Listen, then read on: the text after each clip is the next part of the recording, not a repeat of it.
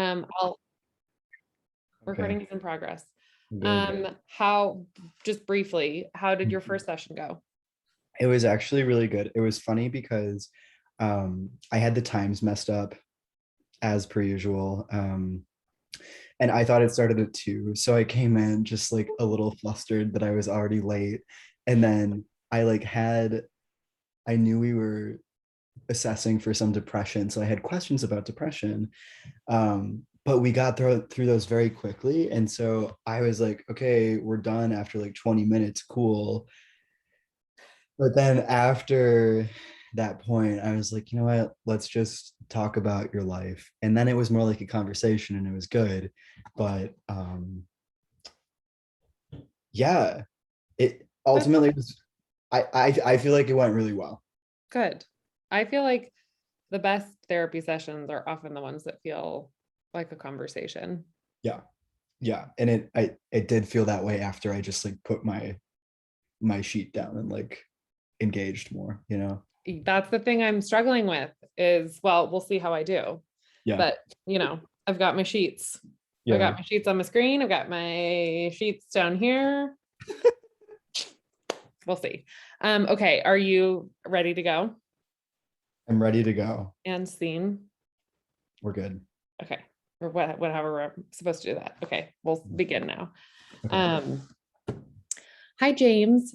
Thanks so much for coming in today, or coming online today. I'm Zoe, and just want to let you know before we get started chatting more that you can call me Zoe, and I use she, her pronouns.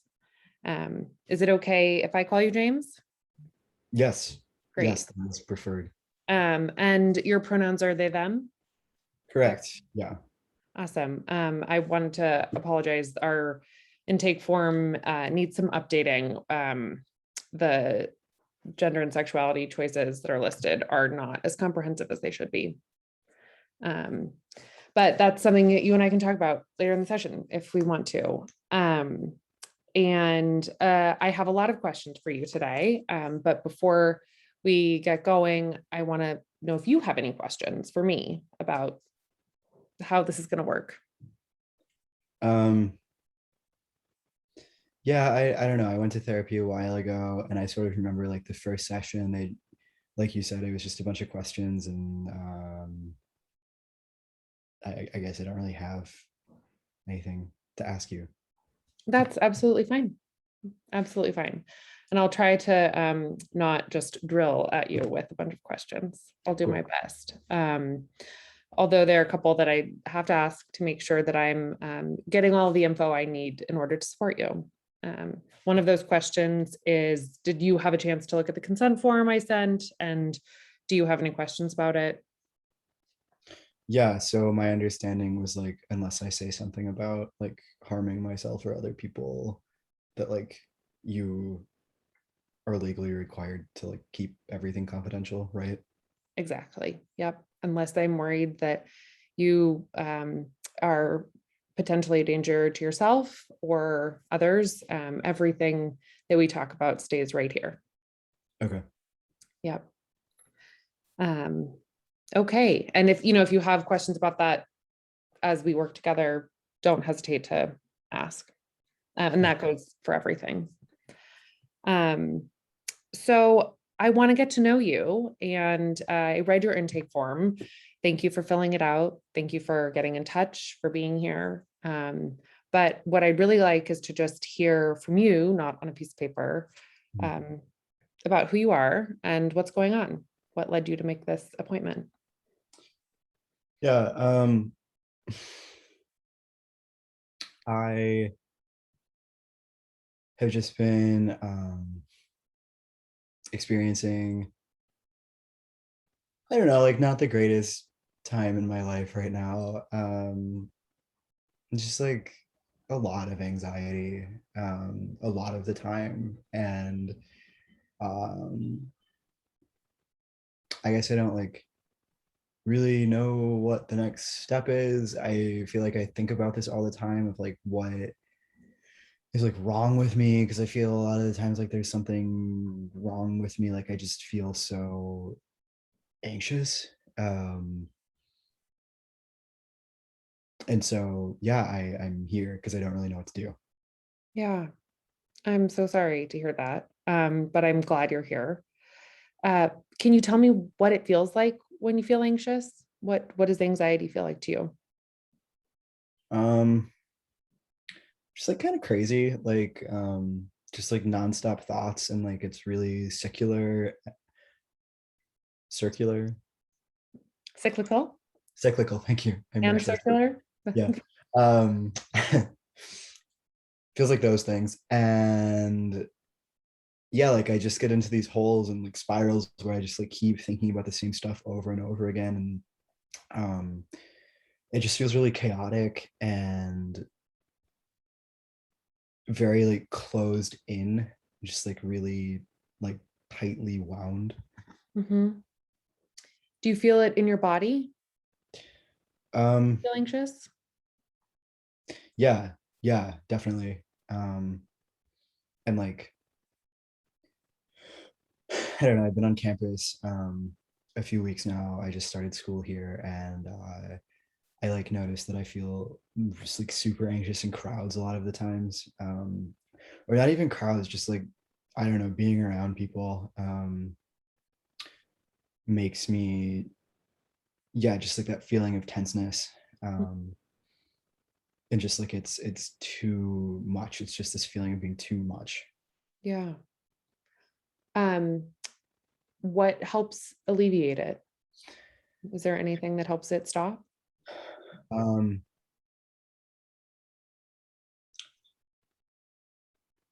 so I guess recently, because it has felt like so much, I've been spending a lot of time like alone in my room, just because that's the one environment that I can like control, and um, like no one is there, and so it just like everything just kind of shuts off, and that will help to bring it down. But aside from that, I don't know. I like flicking my pen a lot, or like tapping my fingers a lot. Um, and sort of like it's almost like a distraction. Like you know how people have like fidget toys and stuff, that Yeah, stuff. yeah.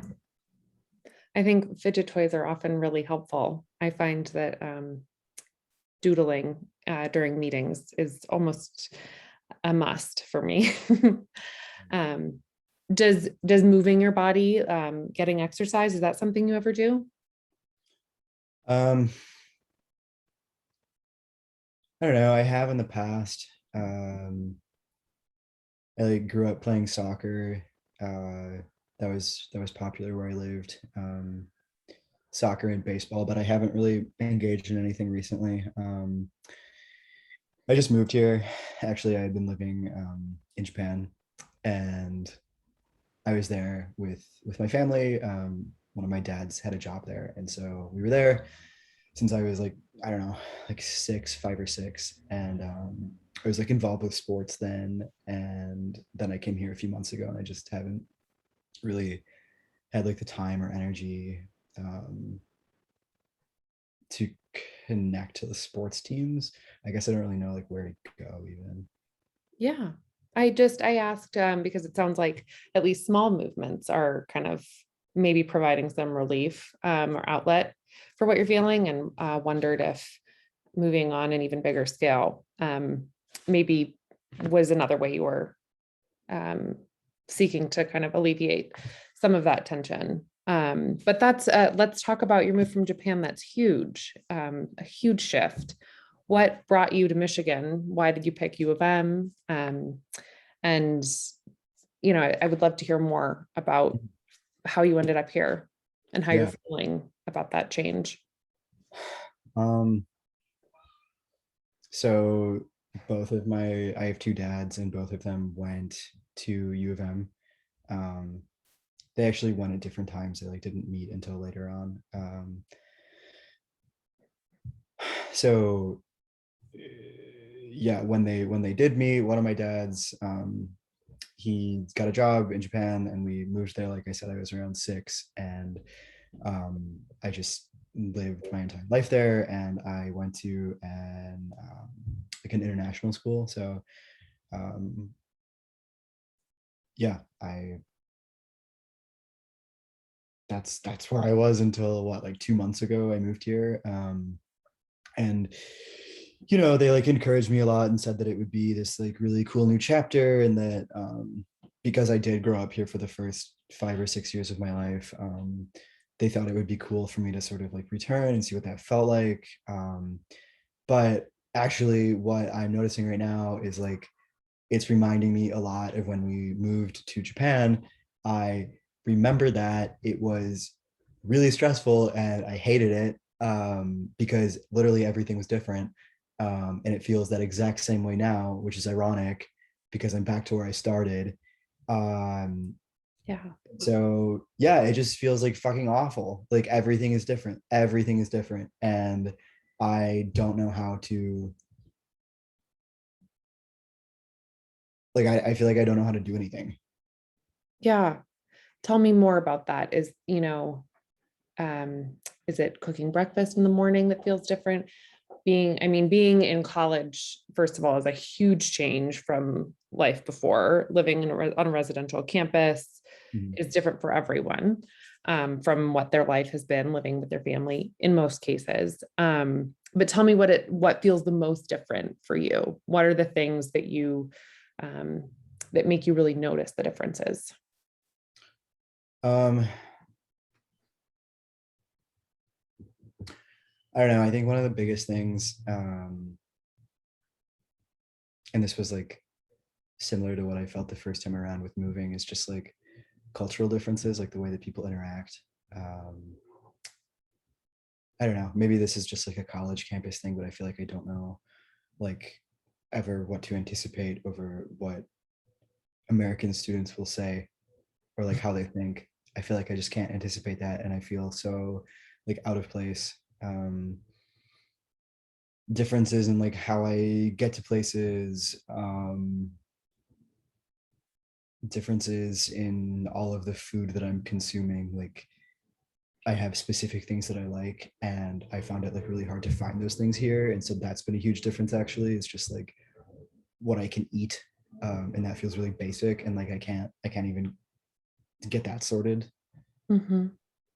Yeah, that is so tough when we feel like those things that we don't have to spend any time thinking about really all of a sudden take up so much energy and thought and planning.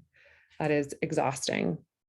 Um, have there been any differences so far that have been pleasant or surprising? Um, that's a good question. Honestly, I feel like I've been so overwhelmed since I got here that I really haven't like been in a place where I even am noticing things that are good.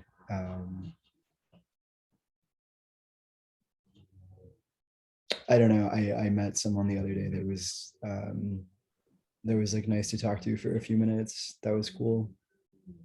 That's great. Is it someone in a class of yours? Yeah, Or yeah, just it was someone that was in the class with me, and I don't know. We just started chatting. So that's great. Um, I'm curious to know, are you taking a Japanese class right now? Or have you sought out any of the Japanese student organizations on campus? um, I haven't done that yet. I thought about it. I think I think that's something that I want to do in the future because I would probably find people there that I could connect with to some extent. It was just like another thing to have to find. Yeah. And I feel like I've been containing myself into like this one area of campus that like I understand and I know how to navigate, and I do the same thing every day in this area, and like I don't really want to go outside of that yet. Yeah. Yeah. I think that makes a lot of sense. Getting comfortable in a new life is really overwhelming. And I remember very well that feeling of there, what you just said, it being just another thing to do or another thing to sign up for. And knowing that once you sign up, that comes with a whole new set of obligations and commitments and things to learn. And that's something that a lot of students who are new to campus express. So that makes a lot of sense, but it's great that you've found a part of campus that feels a little bit more manageable maybe, or a little bit more familiar. Yeah. And tell me what felt good about the interaction with your fellow student. What kind of made it different? I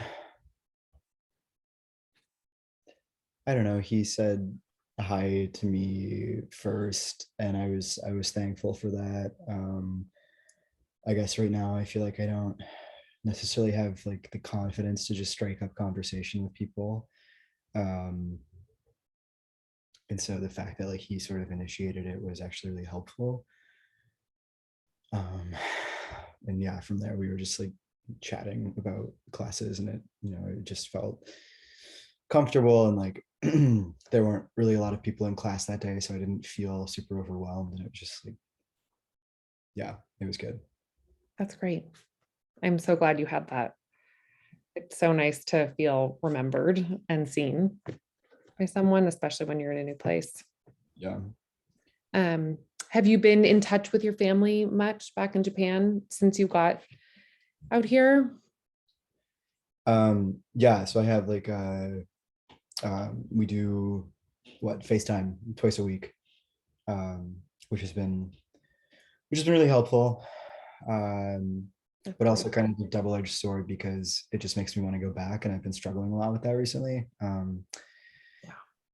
And like they're supportive of me being here, and they're like encouraging me to just like give it time and like stay here, and I want to like prove to them that I can do that.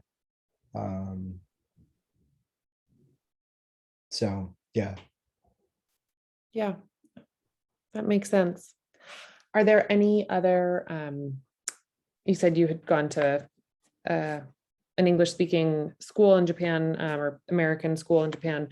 Are there any fellow students from your school back in Japan who are also American or ended up going to American universities?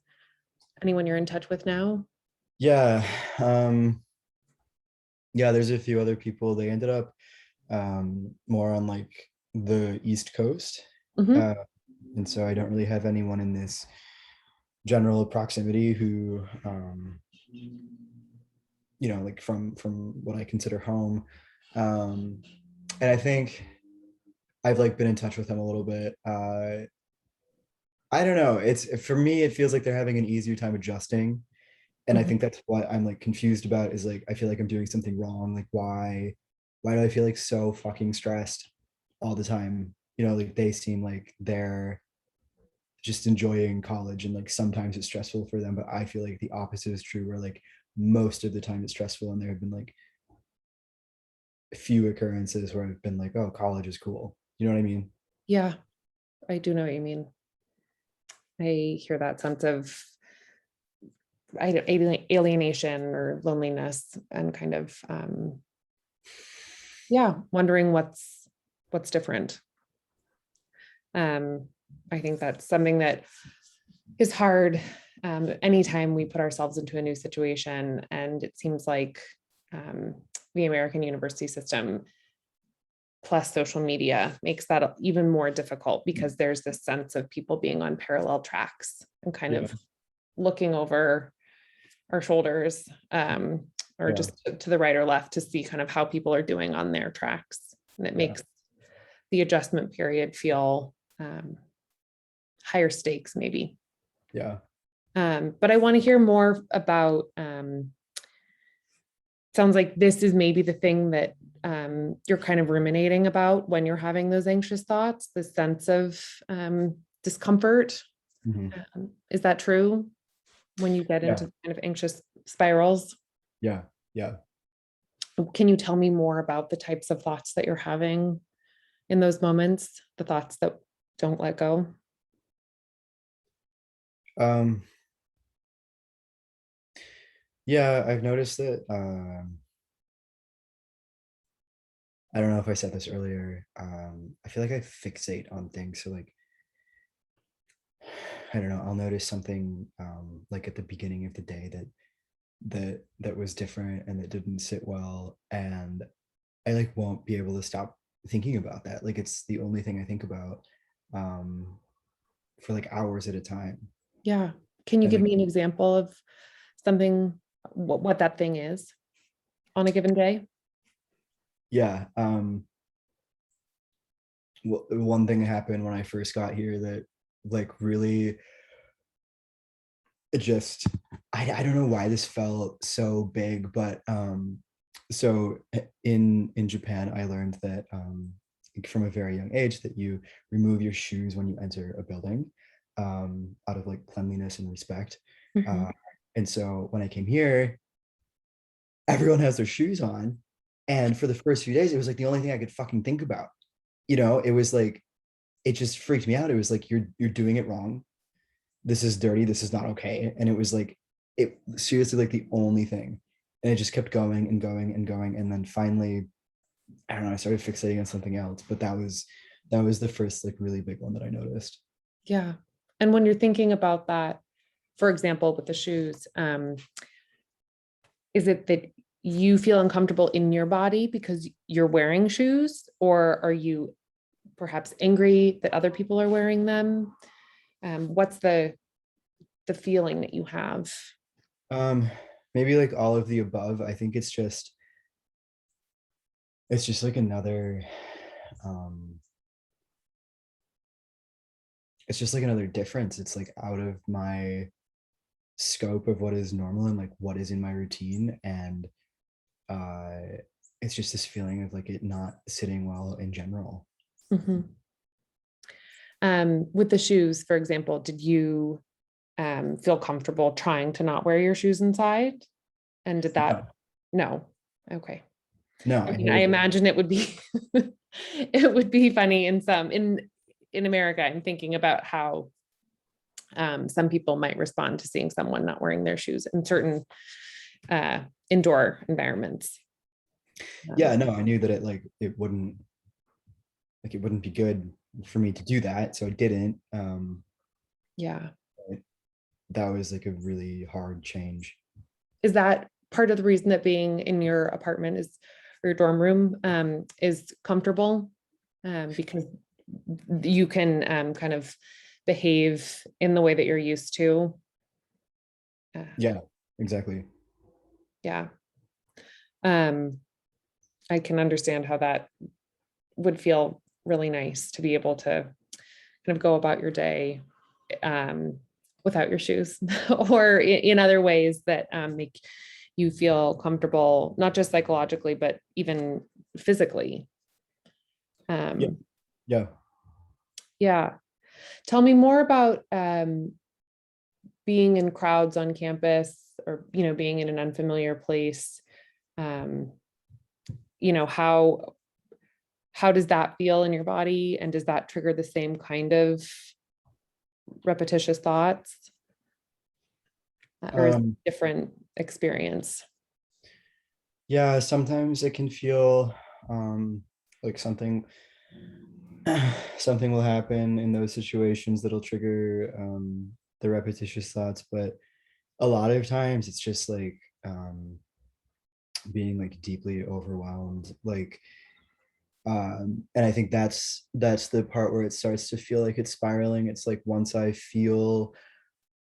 can identify that I'm feeling overwhelmed, like I feel like my senses, it's almost like get heightened. Like if I realize like, oh, this space is making me feel overwhelmed because there's a lot of people, like suddenly um I feel like what like my hearing, I hear everything a lot louder, or like everything seems brighter and like more intense. And so I feel like I start to panic in these moments.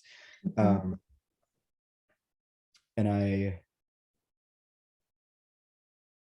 don't know. Something I struggle with is like knowing whether this is um like a normal experience, because I remember the exact same thing happened when I was trying to establish a routine when we had first moved. Just like this physical, like overly stimulated kind of thing. And so I don't know if that's like a normal thing that happens when people move, or if something is like do I need a diagnosis or something? Like I feel really confused. Yeah, I understand how overwhelming the actual experience you're having is, and then also kind of on top of that, how overwhelming the experience of this overwhelming experience is, because for you it's doubly overwhelming. And as far as the diagnosis goes, we will get to that as we get to know each other. And maybe that will be appropriate. Some things present in life much later than um, early childhood. And so I think I would like to be myself. I'd like to not jump to a conclusion or comparison between your experience as a small child and the experience you're having now, just because so much changes. But moving is extremely overwhelming. And just from an evolutionary perspective, we are designed to respond to our environments. Yeah. And some of the things that our bodies and minds do to respond to our environments, might be helpful if we're alone in a jungle full of lots of different species. And, where we're searching for food and trying to avoid things that are poisonous. But I think that some of those survival mechanisms don't always seem to serve us as well in a more, quote, evolved or civilized environment. And it's great that you are aware of them and have that kind of meta cognition about you and about your experience. And so wonderful that you have memories of your move, even though it sounds like it was a difficult time when you first got to Japan. Great that you remember that and have that as a point of comparison. What was it that helped you? Because it sounds like you really did adjust to your life in Japan and that you love many things about it. Do you remember anything that helped you get more comfortable there? That's a good question. I think I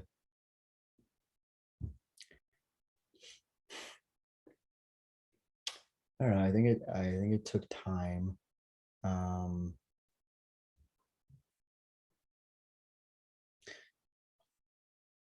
Yeah, it definitely took a lot of time. It was hard for a really long time. The first year was like really, really challenging. I ended up making two really good friends in school, and we sort of like stuck together for the rest of school. And that was really helpful because I felt like I had like people to help me navigate changes that I was still experiencing. Yeah, that was really helpful. And like now we're all spread out. Mhm. Are they some of your friends who are here in the US too? Yeah, one of them is actually one of the people on the East Coast, and the other person stayed in Japan. Okay. And are you in touch with them? Yeah, yeah, That's great. yeah. That's great. Yeah, I think, time and support are magical remedies. They're just not quite as magical as I think we want them to be, because we can't always conjure them as quickly as we want to. But I think it's great that you have that experience to remember. And perhaps it might be comforting to think about that in moments when you're struggling, or perhaps in moments when you're not struggling so much here, but remembering that you adjusted to a similar experience once before, and when you were arguably much smaller and much more vulnerable. Yeah. Of course, you have the support of your family in the same place with you, but think you probably feel some of that support now. It sounds like you do. So yeah, it's great to know that you once made a massive adjustment from one culture to another. And I hope that you trust that some of the things that helped you make that adjustment when you were really small might still be inside and help you make a similar big adjustment now. Yeah. Yeah, I haven't really thought of it that way, I guess. Yeah. Does that feel resonant at all? Yeah, I mean, now that I'm thinking about it, yeah. I think I've just been so overwhelmed and this all just feels so new that I haven't really stopped to like consider that I did a, kind of like opposite but similar thing in the past. Mm-hmm. Like Yeah. I did make it out, So Yeah. With friends to boot, lifelong friends, which are the hardest ones to make. Um, well, I am really glad that we've been able to kind of delve into some of what you're dealing with more immediately. I want to get kind of a slightly fuller picture, and also to fill in a couple of details, just like I said earlier, to make sure that I am getting all of the information I need to support you best. So I have a couple more specific questions that I'd like to ask you. And I hope they don't feel redundant or too intrusive. Let me know if you don't feel comfortable answering any of them.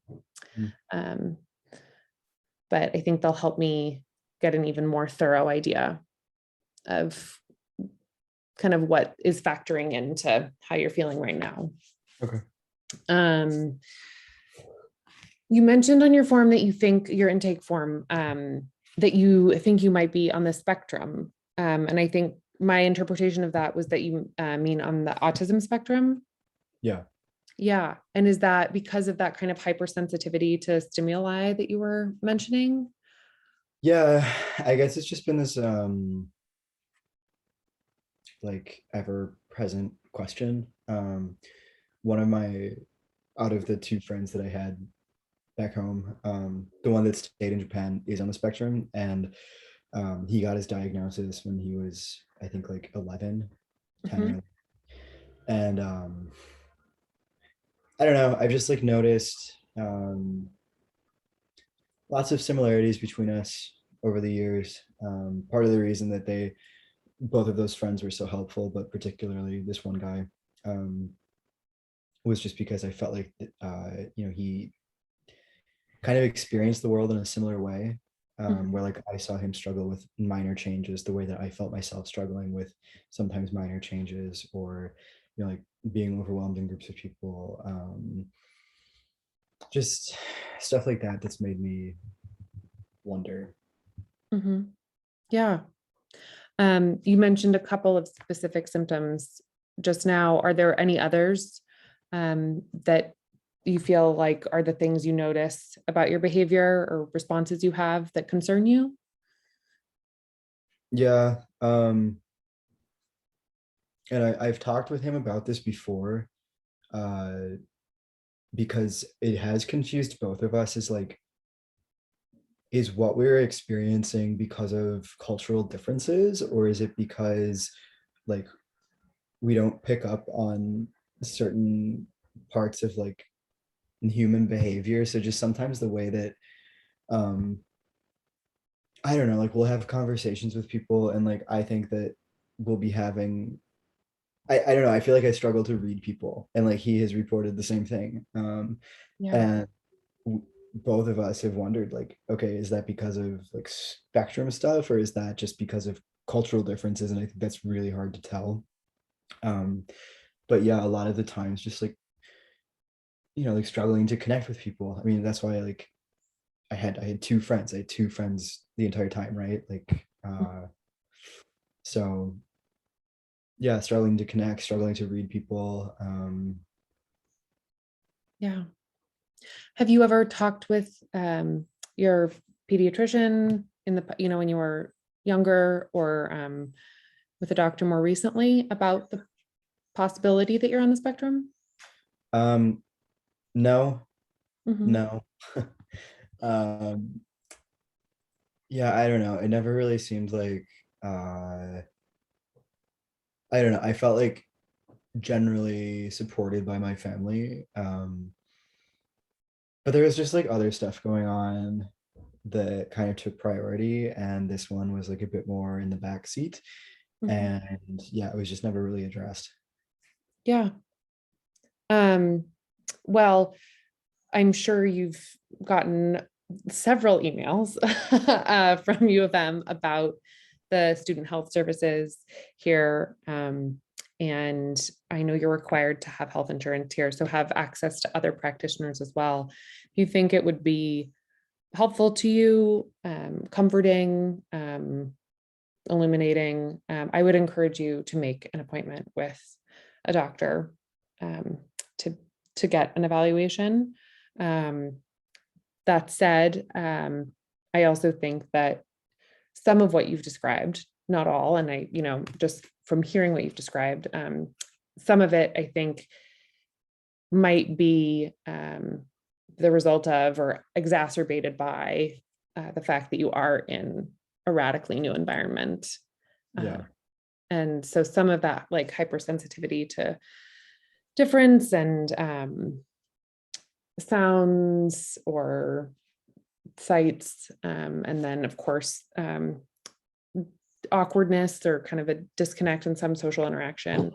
I think quite a bit of that is, I don't want to say normal, but I think here that's probably the best word, normal, for first years on a college campus, especially a big one like this.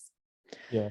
Um, but tell me more. You said that your potential place on the spectrum was often pushed to the side in your family, or for you at least, it was something you didn't bring up or wasn't a primary concern. What was Yeah. more concerning or more important?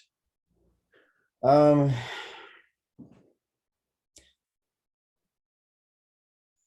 yeah, I don't know. The first part of my life was just kind of tumultuous. My mom passed away when I was like 3 or 4, and that was, you know, later on my dad, like, I don't know, met my other dad, and then we moved, and it was like everything else took priority. Um, Granted, we like never really talked about my mom that much. It was just sort of like this looming piece of our family history, and I don't know, there were so many more things that needed immediate attention. Um, just like adapting to a new family dynamic, adapting to a new living environment, adapting to a new school in a new place. Like everything else took priority. And I thought that this was just like me dealing with all of those changes, and it might have been.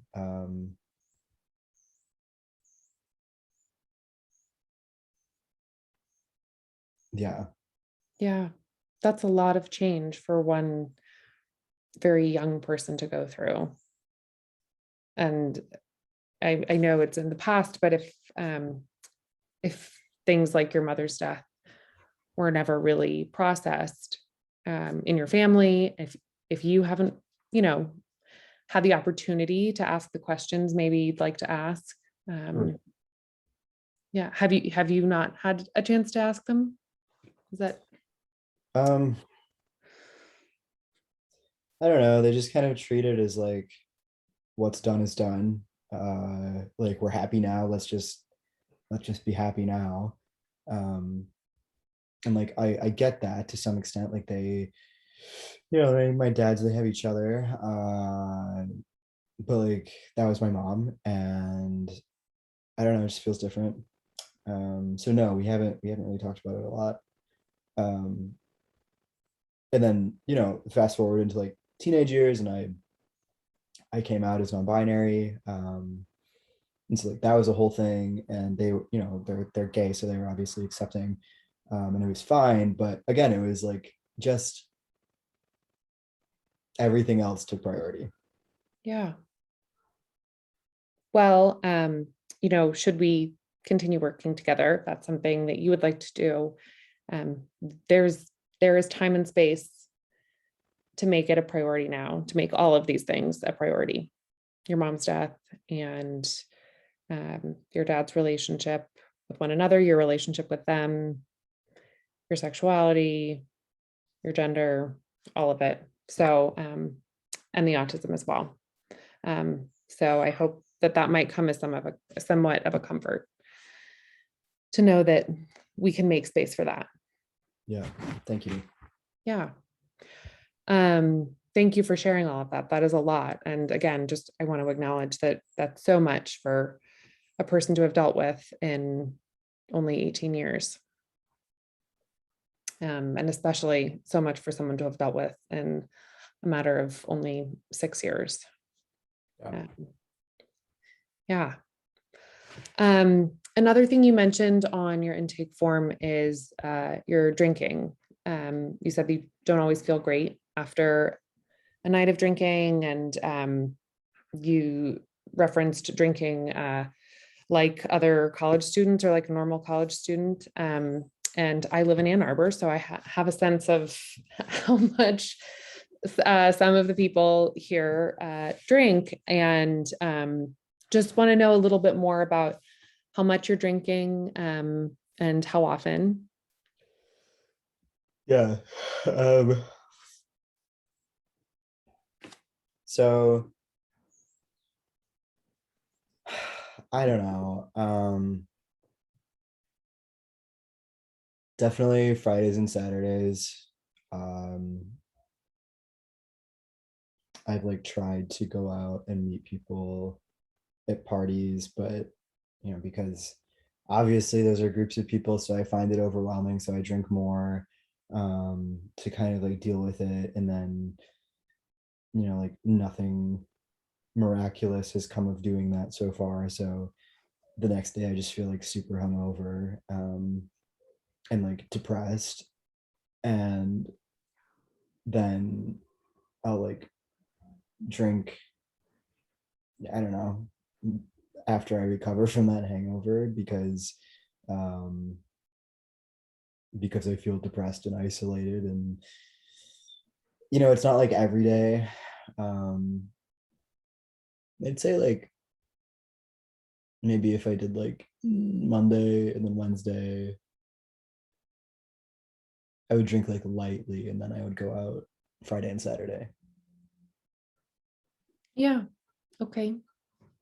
Um, and does that depression that kind of kicks in with the hangover, is it manageable? Or is it pretty tough to deal with?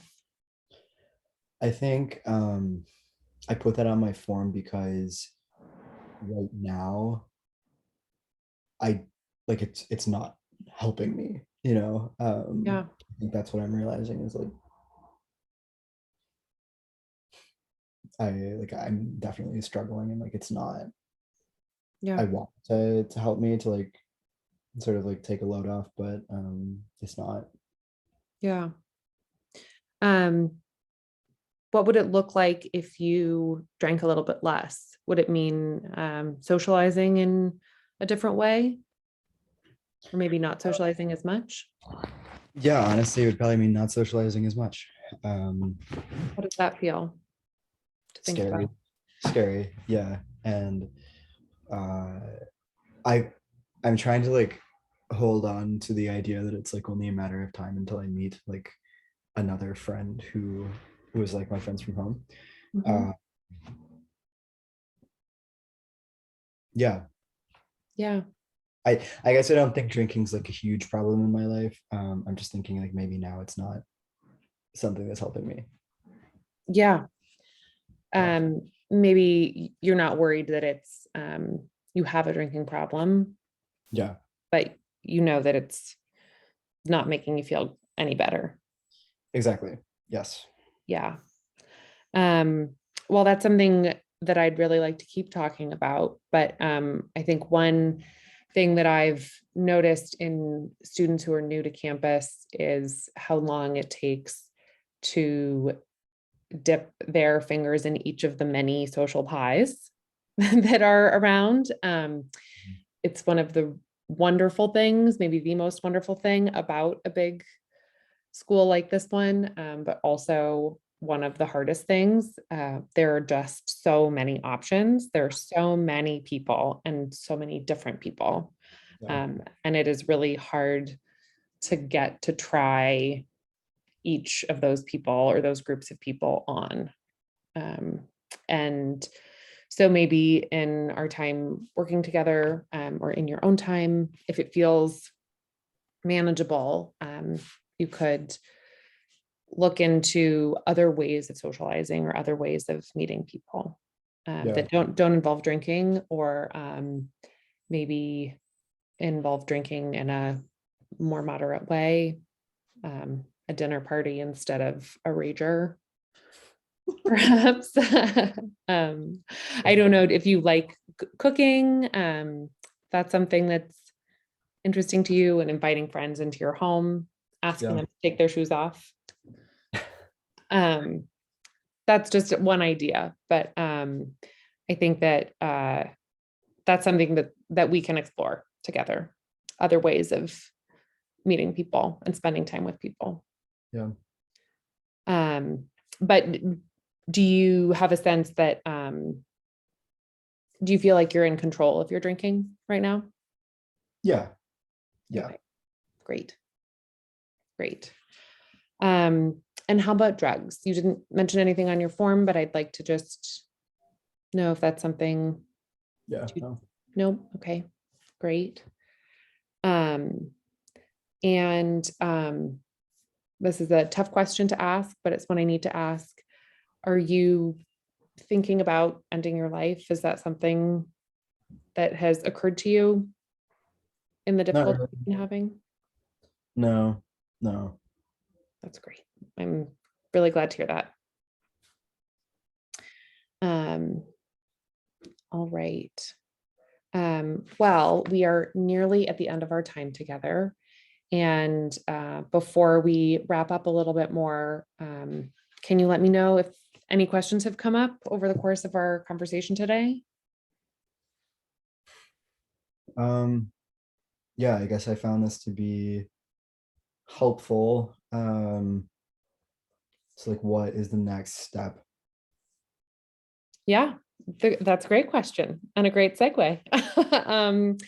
The next step is for you to let me know, and you don't have to let me know now. You can send me an email if you'd like. Let me know if you'd like to schedule another session, and we can continue working together. And in our next session, I will probably ask a few more kind of get to know you questions, maybe a little bit more in depth. I'd love to know a bit more about your family. Mhm. And then depending on how you're feeling, we can start to make some goals for our work together and Okay. figure out kind of what specifically you'd like to focus our efforts on. If it's the anxiety, if it's figuring out the potential autism diagnosis, Mhm. focusing on finding a few more friends, people you really connect with. And of course, we can work on all of them.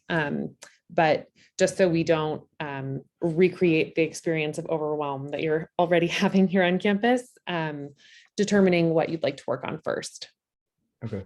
and making some small bite-sized chunks for the two of us. Okay. All right. Well, thank you so much for meeting with me today, for being so candid. And you're dealing with a huge change. I'll just reiterate that. And you're doing a great job of taking care of yourself.